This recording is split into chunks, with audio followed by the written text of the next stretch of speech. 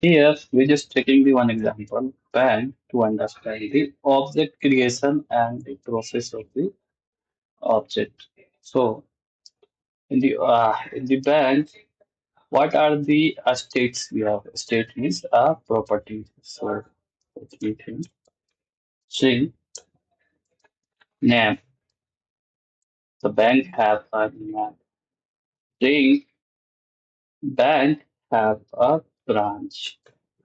There are a lot of branch in bank. Also, we have a string manager, which is manage the our work. Also, we have a string IFSC code. So there are a lot of things. We just take the four properties and perform some behavior or method. Let's create one method, public void. It is a non-static method. Initialize INIPIL. Initialize string. Yeah, whatever the method, whatever the variables we have, we just take that variable inside the method. String name, string branch, the string manager,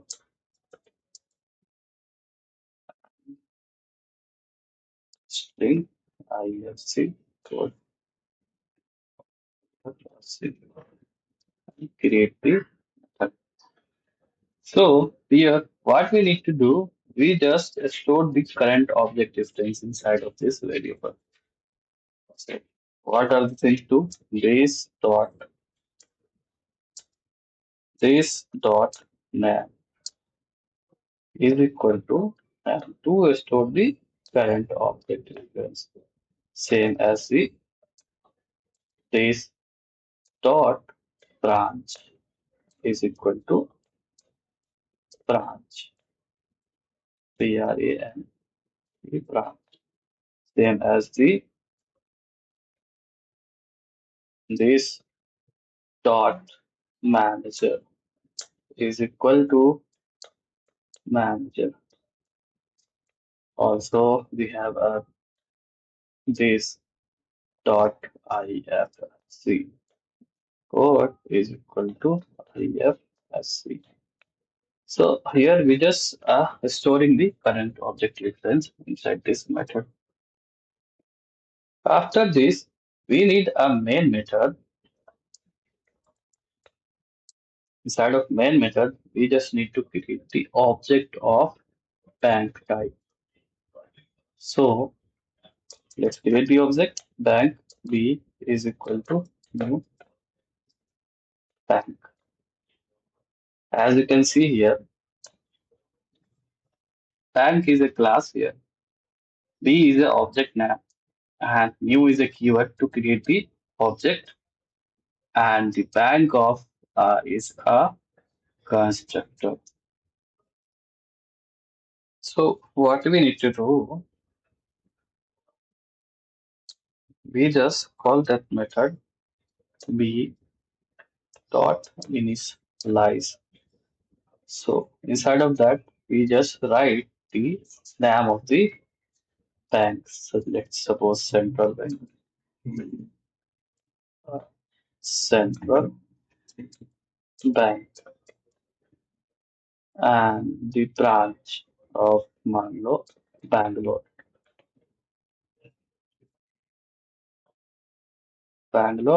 Then the manager name is to uh, let's take Lela. Okay, and the IFC code can be a CBIN 0 to it. So this is our CBIN 0 to it.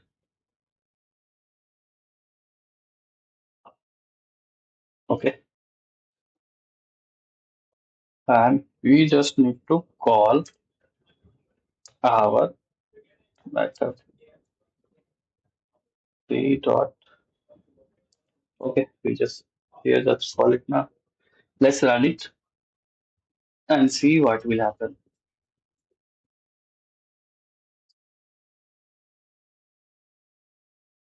Uh, okay, we also need one more method to print our values. So let me create public void of bank details, which is used to print the our details. So instead of that, you just need to switch out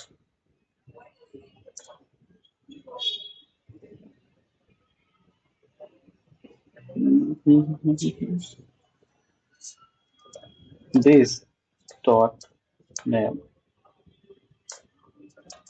Switch out SYSOIT. This dot branch. Switch out this dot manager. Also, one more thing we needed, that is this dot IFC code. So what we need here, we just call this B dot details, bank details. Run this program. See, we will get Central Bank, Bangalore, Lela, CVN 028. So first of all, here is what we needed. We need a property that is mandatory. Mandatory means your bank has some properties. So this is the our properties or states. Uh, After this, we need to initialize the our variables. So we just here creating the one method. That method is initializing the our variables with the current object reference. And also we need to print the our details. For that, need a one more method, that is a bank details. This is a non-static method. This is also non-static method. This is used to print the our data.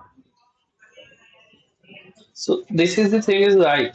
The thing is कि here the our object is bank b equal to new bank. So here is this is the constructor, but we were not creating any constructor inside the our class. So how it works? So it works because the compiler by default add the constructor.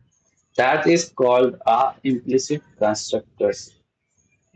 In the heap area, whenever I run this program, first in the initial time, the value of this is null. Null is there. Null is there. But after running it, it will initialize the value and erase this value by this. After this, we will get these values inside of this. So that's all about in this video. Next video, we will discuss more about the constructor. Thank you for watching Tech Unbox with Anas.